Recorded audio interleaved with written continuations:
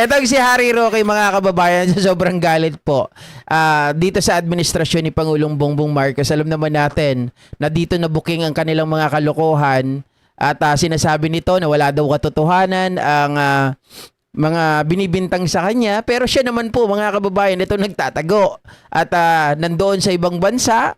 Diba? Oh. Ngayon, sinasabi nito na siya po, mga kababayan, ay nadulas. Nadulas, mga kababayan, at nilaglag itong si Digong Duterte. Bakit kanyo? Kasi siya po ay in-interview, mga ka-JP Natik, singgil sa mga nangyayari kay Digong Duterte. Kung bakit daw siya dinala sa dahig at lagi po nitong sinasabi na kinidnap daw po siya. At meron pa, ito, kayo na bahalang humusga, mga kababayan. Ay nako, Harry Roque talaga.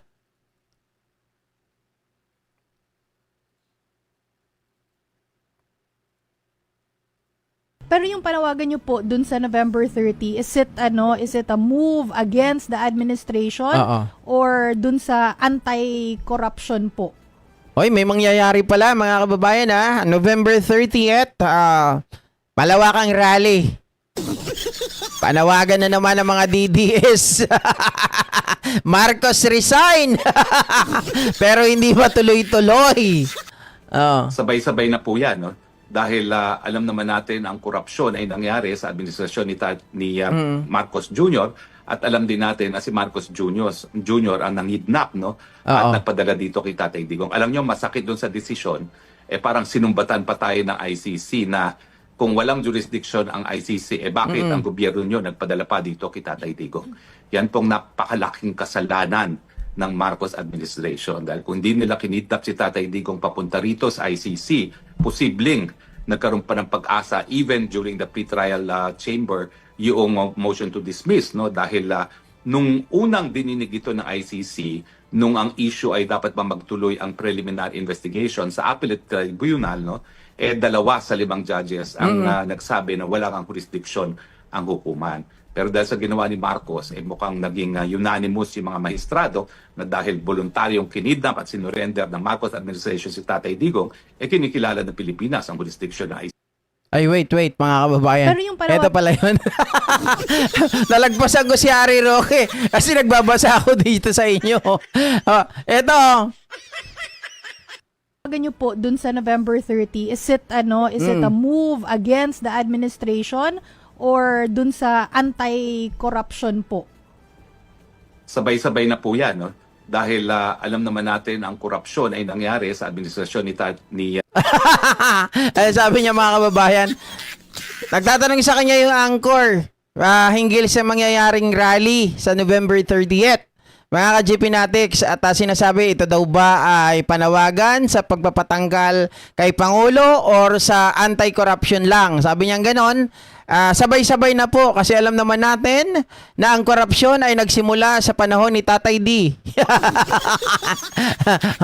Biglang napapikit si Harry Roque. Ayan. Sabi ko sa'yo, alam mo Harry Roque, sa totoo lang, magsalita ka na lang, umamin ka, na alam mo yung mga nangyayaring korupsyon ng panahon ni Tatay D mo. 'Di ba? Siguro mga kababayan, sabi nila, ang katotohanan lamang ang magpapalaya sa iyo, Harry Roque. Sa DOJ, Harry Roque, may pogi doon. Mayroong borta.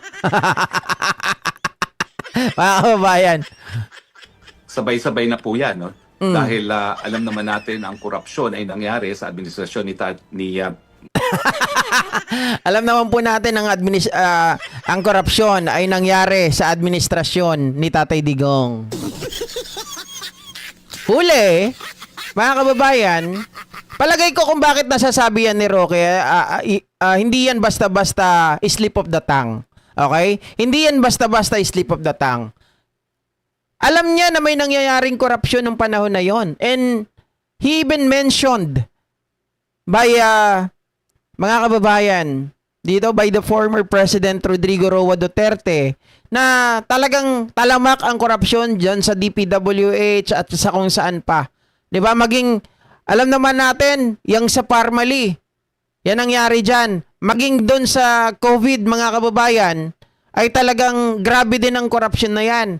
inimbestigahan nitong sila Dick Gordon yung nasabing problema. Subalit, ayon kay Dick Gordon, mga kababayan, sila ay tinakot nitong si Digong Duterte. Silang mga senador, mga kababayan, ay tinakot sa pag-iimbestiga na kapag lumabas ang mga pangalan siguro ng mga kanilang mga kaalyado, lalong-lalo na etong sila Michael Yang na naging advisor, mga kababayan, nitong si Digong Duterte na siya ang nasa likod ng mga ito.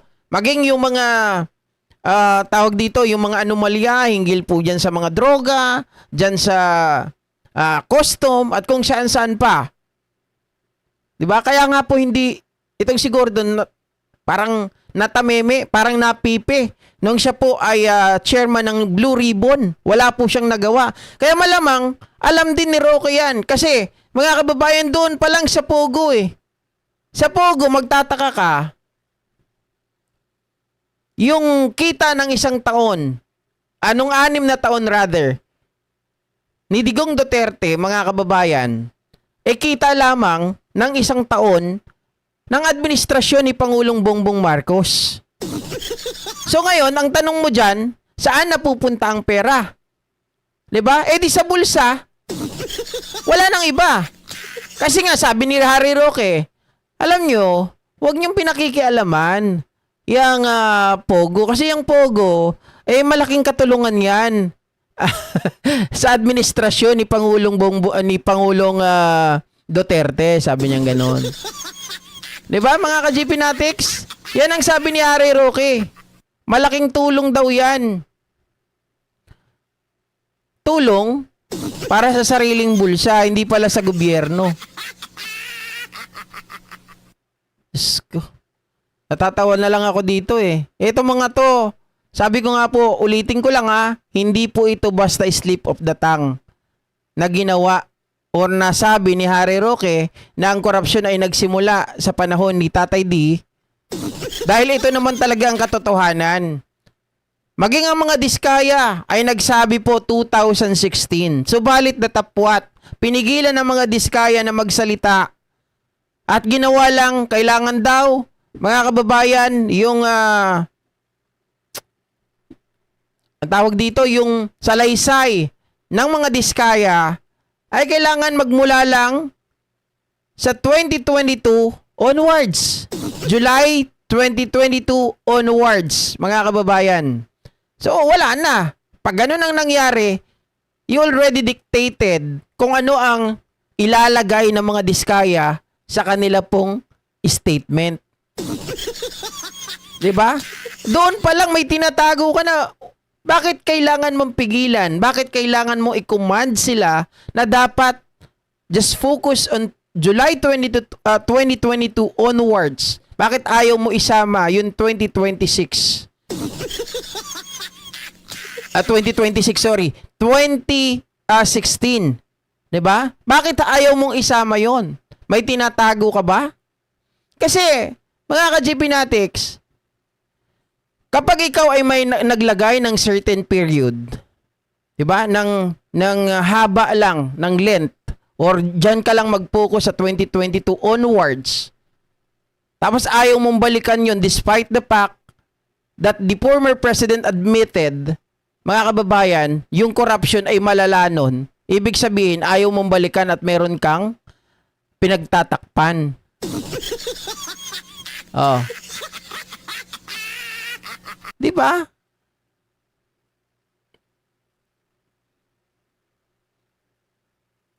Tulong para tumaba ang bulsa. Oh.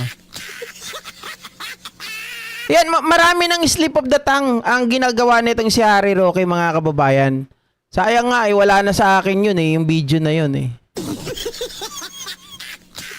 Tingnan ko nga, subukan ko kung mahanap ko pa konti. Wala, yung sayaw lang ni Harry Roque nakita ko dito Yari ka! Wala na.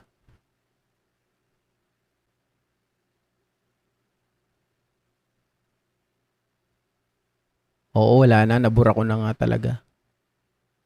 Tingnan ko lang dito.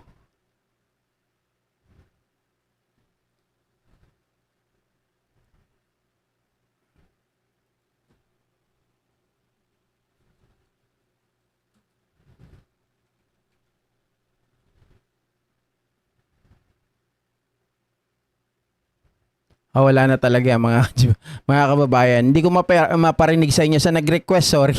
Hindi ko maparinig sa inyo, wala na eh. Hinahanap-hanap ko rin dito 'yon.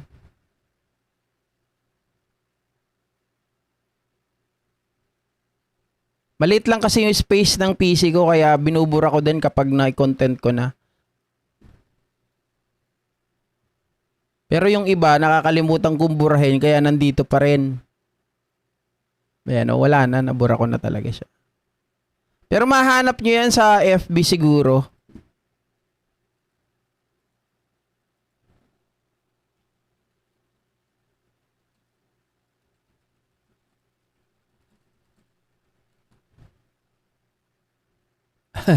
Roque, uwi ka na ng Pinas para makakain ka ulit ng humba. Ito mga kababayan, ito yon. Siguro ng isang industriya na nagbibigay ng so ang Pogo po kabahagi po yan siguro ng isang industriya na nagbibigay ng cash resource sa presidente sa ating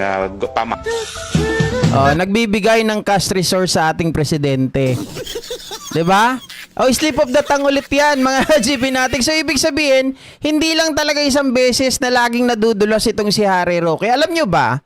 Kaya po away ng away at hindi magkasundo itong si Panelo at si Harry Roque dahil nga po dyan. Maraming mga binibitawang statement tong si Harry Roque, mga kababayan, nataliwas po.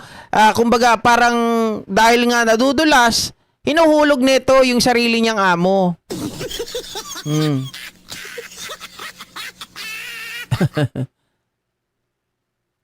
Ayaw pa huli ni Reyna Roque kasi wala pa raw pogi sa selda. Ayun. So, ayan mga kababayan, hanggang dito na lamang po ang ating gabi-gabing talakayan. Pasensya na kayo at talagang nanibago ako parang feeling ko mga kababayan gusto ko burahin tong video na to. Parang feeling ko dami-dami kong mali kanina pa pinagsasabi dito. Ano ba? Saan ka ba nang galing? Bakit ganun? Pag wala ng pera yan, uuwi din yan si Roque sa Pinas. Oo nga. Makikikain lang yan, makikikain, Kelly. Ang Pogo ay nagbibigay ng cash sa aming mga bulsa. Ganon ang sabihin mo, akla. Pambayad sa mga pulis ng EJK ni Duterte. Thank you, Sir GP. Thank you sa inyong lahat, mga kababayan.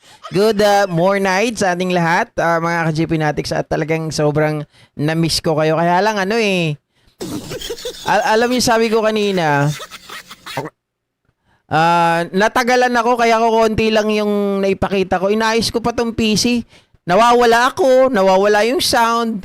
Tapos, ang matindi nito, nawawala yung mouse. Naglolo ko siya todo. Sabi kong gano'n mo to. Nagtampo. Ilang araw lang ako hindi nagparamdam eh. Ayaw na magsigana. Pati tong sound ko. Ayaw gumana. Diyos ko, sabi kong gano'n, paano kaya to? Okay? So ayan, bye-bye guys. See ya. Buyers. Mamine, bye-bye.